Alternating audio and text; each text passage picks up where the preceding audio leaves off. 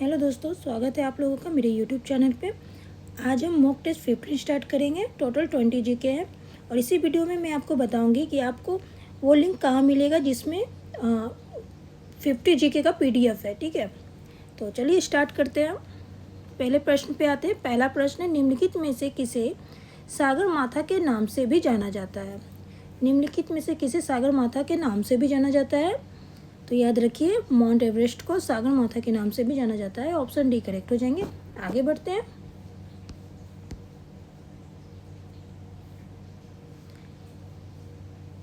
निम्नलिखित में से कौन सी चोटी नेपाल के हिमालय में स्थित नहीं है? ठीक है, निम्नलिखित में से कौन सी चोटी नेपाल के हिमालय में स्थित नहीं है? कामेट नहीं है स्थित। ऑप्शन डी करेक्ट हो जाएंगे। आगे बढ़ते हैं।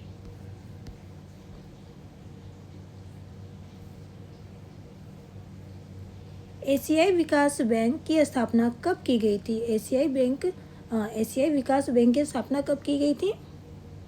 तो 19 दिसंबर 1966 ईस्वी को की गई थी। ऑप्शन सी करेक्ट हो जाएंगे। आगे बढ़ते हैं।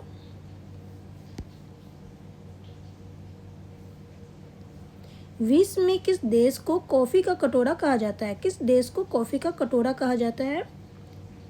तो ब्राजील को कॉफी का कटोरा कहा जाता है। ऑप्शन डी करेक्ट हो जाएंगे। आगे बढ़ते हैं।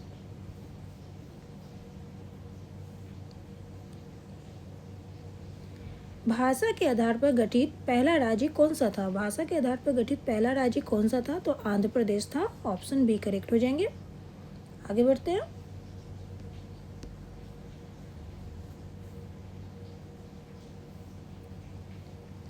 भारत के किस राज्य की सीमा चीन, नेपाल और भूटान तीनों से लगती है? भारत की किस राज्य की सीमा चीन, नेपाल और भूटान तीनों से लगती है? तो सिक्किम। ठीक है, सिक्किम राज्य की सीमा चीन, नेपाल और भूटान तीनों से लगती है। ऑप्शन ए करेक्ट हो जाएंगे। आगे बढ़ते हैं।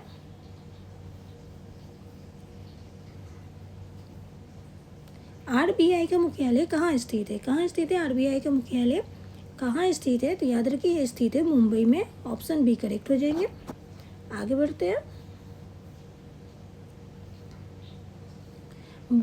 भारत के पहले सिख राष्ट्रकवि कौन थे? भारत के पहले सिख राष्ट्रकवि कौन थे? तो ज्ञानी जैल सिंह थे भारत के पहले सिख राष्ट्रकवि। ऑप्शन डी करेक्ट हो जाएंगे। आगे बढ़ते हैं। 1857 के विद्रोह के समय भारत का गवर्नर जनरल कौन था? 1857 के विद्रोह के समय भारत का गवर्नर जनरल कौन था? तो लॉर्ड कैनिंग था। ऑप्शन सी करेक्ट हो जाएंगे। आगे बढ़ते हैं।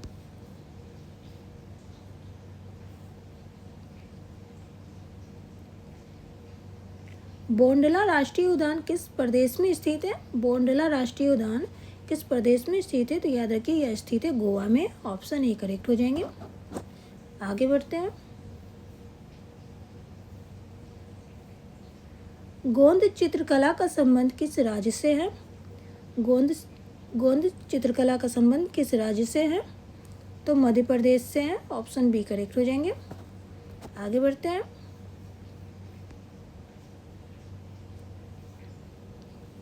भारत में किस एक्ट के तहत सिविल सेवाएं शुरू की गई थी? किस एक्ट के तहत सिविल सेवाएं शुरू की गई थी? चार्टर एक्ट 1833 के तहत की गई थी। ऑप्शन डी करेक्ट हो जाएंगे। आगे बढ़ते हैं। मणिपुरी नृत्य का प्रमुख विषय क्या है? मणिपुरी नृत्य का प्रमुख विषय क्या है? तो भक्ति है। ठीक है, ऑप्शन डी करेक्ट हो जाएंगे। आगे बढ़ते हैं।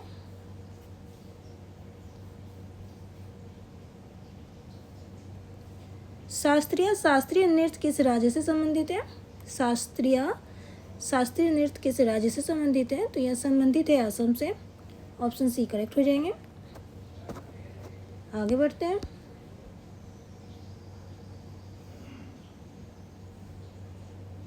निम्नलिखित में से कौन सा राज्य उत्तर में स्थित नहीं है? इनमें से कौन सा राज्य जो है उत्तर में स्थित नहीं है? तो झारखंड उत्तर में स्थित नहीं है। ऑप्शन बी करेक्ट हो जाएंगे। आगे बढ़ते हैं।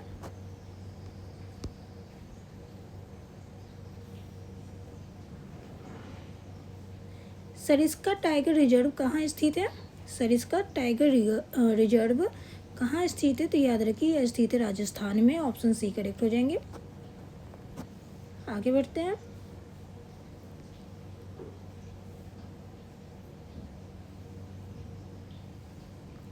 भारत की प्रथम बहुउद्देशीय परियोजना किस नदी पर बनाई गई थी? किस नदी पर बनाई गई थी? प्रथम बहुउद्देशीय परियोजना किस नदी पर बनाई गई थी? तो याद रखिए दामोदर नदी पर बनाई गई थी। ऑप्शन सी करेक्ट हो जाएंगे। आगे बढ़ते हैं।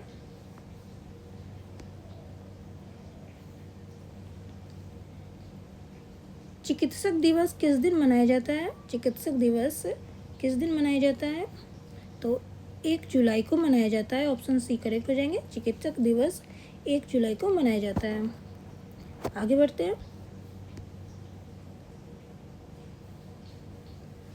सुभाष चंद्र बोस ने सिंगापुर में दिल्ली चलो का नारा दिया, कब दिया था? सुभाष चंद्र बोस ने सिंगापुर में दिल्ली चलो का नारा कब दिया था, ये बताना है।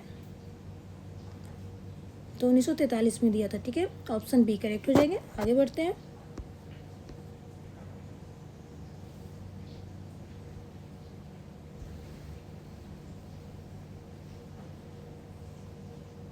गांधी इरविन समझौता किससे संबंधित है?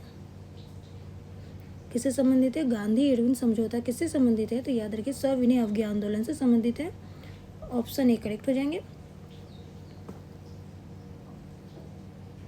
अभी के लिए इतना ही, फिर मिलते हैं नेक्स्ट वीडियो में नई जीके जीएस के साथ।